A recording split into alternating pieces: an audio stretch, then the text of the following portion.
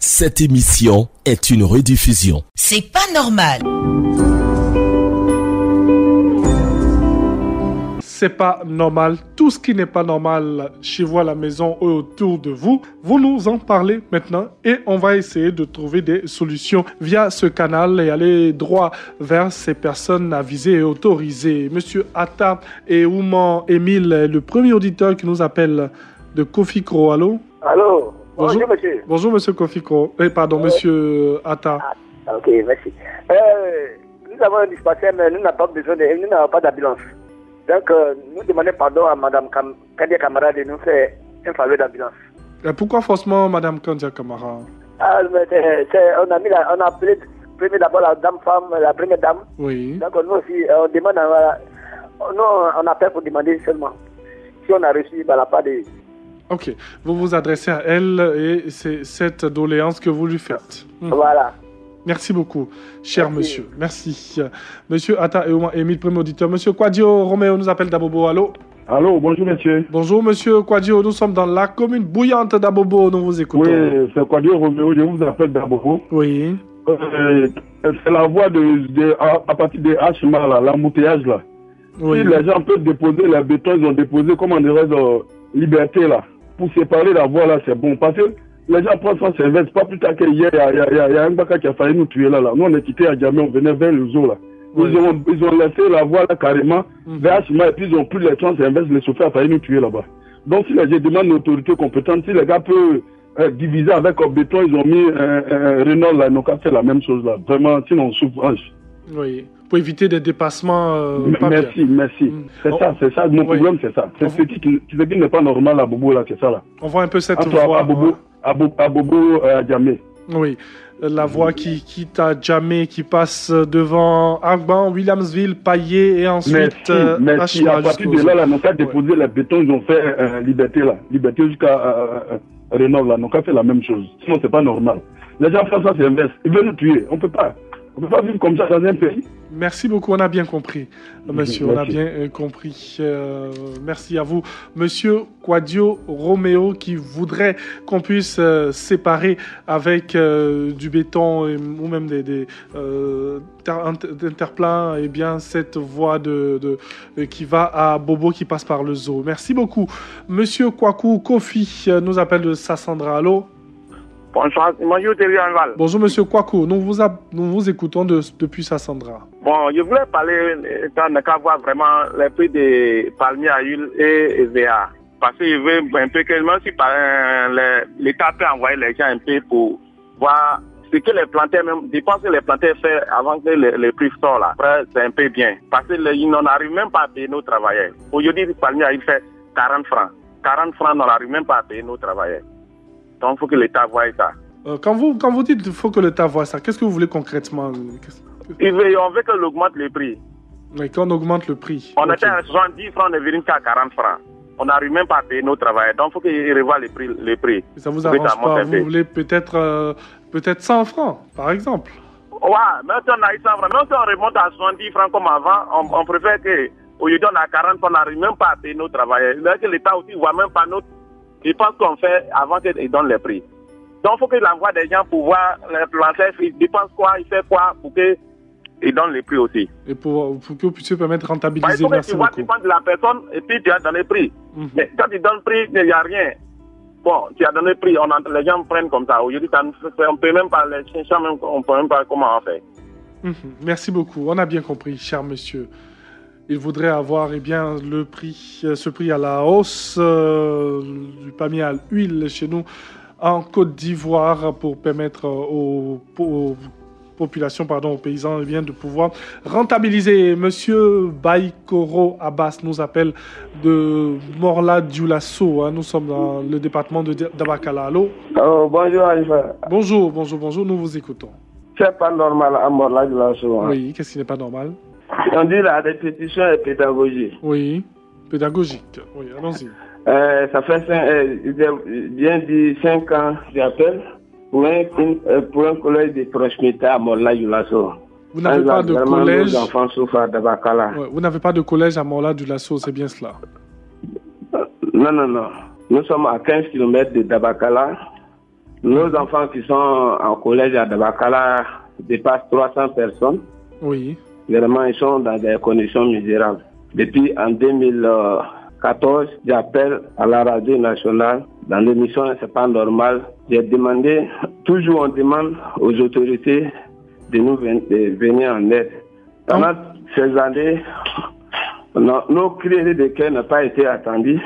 Nous-mêmes, la population de Mbola-Dioulasso, on a pris l'initiative de construire un collège de proximité. Nous-mêmes, à l'heure où je vous parle, on a 10 tonnes déjà des briques qui sont déjà faites. Donc, toujours en espérant que les autorités n'ont qu'à venir à notre aide, j'appelle le ministre de l'Éducation nationale, Mme Kanya Kamara, et toutes les bonnes volontés d'aider à préparer un meilleur avenir pour nos enfants en Mbola-Dioulasso. Merci beaucoup. C'est ce que je disais. Vous avez besoin de collèges et pour la bonne nouvelle, c'est que vous avez déjà monté 10 tonnes de ciment. Voilà. Et vous voulez l'aide de la part du ministre de tutelle, le ministre de l'Éducation nationale. Monsieur Koulibaly Mamadou nous appelle d'Abobo. Allô? Allô, bonjour monsieur. Bonjour. Ouais, ça fait de Koulibaly Mamadou? Oui, allons-y monsieur Koulibaly. Ouais, monsieur, c'est pas normal concernant nos pieds de CENI là. Depuis on a fait 6 mois, 7 mois, toujours on nous met à l'attente. Nous avons besoin pour faire nos dossiers, certains dossiers, mais on nous demande les pièces, nous n'avons pas les pièces. Nous demandons à l'État de nous aider à ce niveau-là. Ok, vous avez déposé cela depuis quand pour la CENI? Depuis 8e mois, 2017. Depuis août 2017, vous voulez dire? Jusqu'à présent. Et quand vous vous rendez là-bas, qu'est-ce qu'on vous dit? Bon, quand nous rendons là, nous disent non, que ce n'est pas encore prêt, qu'ils n'ont pas envoyé, même mot là, rien ne change. Comme nous avons besoin. On a bien compris, vous avez besoin de vos pièces d'identité, mais vous pouvez peut-être patienter un tout petit peu encore, on ne sait jamais, peut-être que ça va se régler. Déjà, il y a tellement eu de plaintes sur ce sujet que les autorités compétentes sont en train d'accélérer les choses pour mettre tout en bonne voie. Nous avons besoin de ça évidemment. Bien sûr. Merci beaucoup. Bonne journée à vous. Merci beaucoup. Merci. Merci à M. Koulibaly Mamadou. M. Nzi Lazare nous appelle de Para. Allô? Monsieur Thierry, bonjour. Bonjour, M. Nzi.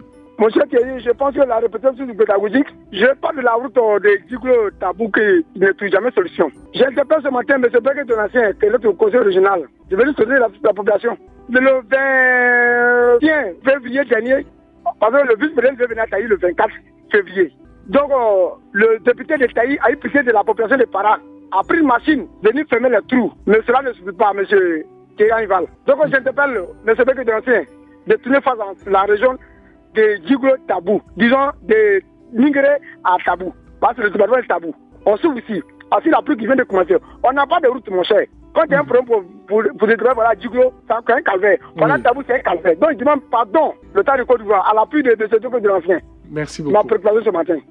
Merci à vous, Monsieur Nzi Lazare. Ils ont besoin de routes, ils ont besoin de bitume et tout. Et il interpelle le président du conseil régional, Monsieur Begré Donatien, et surtout le gouvernement ivoirien. 20 21 44 48 20 24 27 87. C'est pas normal. Tout ce qui n'est pas normal chez vous, dans vos quartiers, dans vos communes, dans vos localités, dans vos régions, dans vos villes. Oui, vous décriez certaines situations et grâce à Radio Côte d'Ivoire, il y a des solutions, des problèmes qui trouvent solution. Et nous allons à Boaké. Monsieur Kofi François va nous exposer son problème. Allô? Ouais, bonjour Monsieur Thierry. Bonjour Monsieur Kofi, nous vous écoutons. C'est au niveau de la direction de la construction de l'habitat de Boaké. Oui, qu'est-ce qu'elle a fait cette direction? Ouais, nos dossiers de maisons qui ont été détruits depuis la crise, on a confectionné, refait ce dossier et on a déposé à la direction de la construction. Et jusqu'à ça fait pas de 3 ans, on n'a même pas de encore. Donc vraiment, 3 ans c'est trop pour rentrer en possession des dossiers de nos maisons. Quand vous dites les dossiers de votre maison, sont des maisons en construction, en réhabilitation non, ou des... Pendant la crise, on a perdu tous les dossiers et on a refait par tous les qu'on doit faire. Ah ok, pendant la crise, vous avez perdu tous vos dossiers. À la direction de construction, oui. Pour qu'on nous détourne ces papiers-là. On a même payé tous les frais. Bien sûr. Faire. Donc il reste maintenant à nous livrer ces dossiers-là. Cacheter ces papiers d'habitation pour nous remettre. Bien sûr. Jusqu'à 3 ans, on n'a pas reçu ça encore. On nous dit que le ministre de la Construction a dit d'arrêter. Et tous les jours, quand on va, c'est ce qu'on nous dit. Bon, à défaut d'aller à la direction de la construction de Boaké, est-ce que vous êtes venu jusqu'à Abidjan? Non, mais je ne suis pas allé à Abidjan parce que c'est à Boaké qu'on a déposé. Ok. Oui, bien sûr, vous avez déposé. À Abidjan parce que c'est à Boaké qu'on nous délivre ça. Une fois que tu as fini de constituer les dossiers, vous déposez, vous payez les frais, et puis on vous libère, on vous délivre ces papiers. Bien sûr, on sait comment ça marche. Voilà.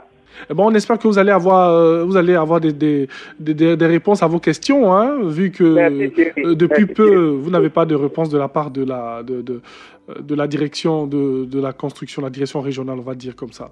Merci monsieur, merci à vous, cher monsieur Kofi. Monsieur Jean-Claude Kofi est revenu, hein, c'était monsieur Kofi François. Merci beaucoup.